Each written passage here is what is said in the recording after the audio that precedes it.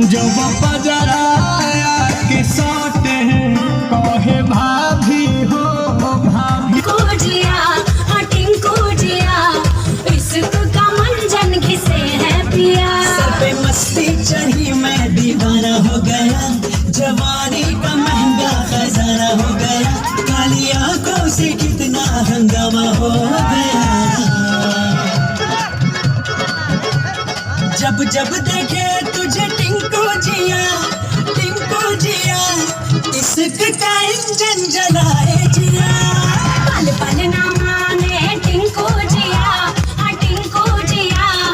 इश्क का मंजन किसे है पिया।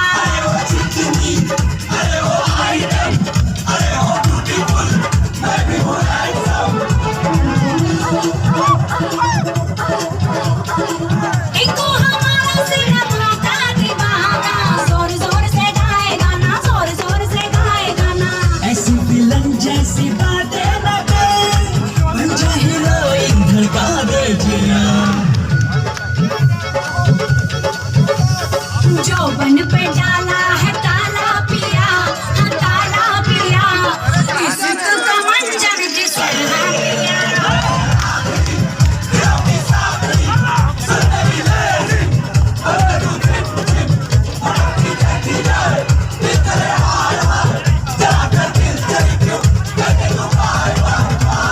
पल पल ना माने टिंकू जिया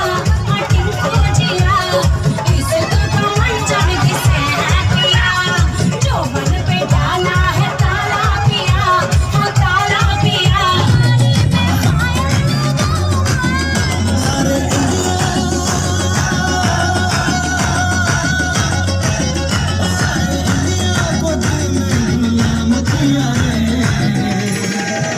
मैं तो तंदूरी मुर्गी हूँ।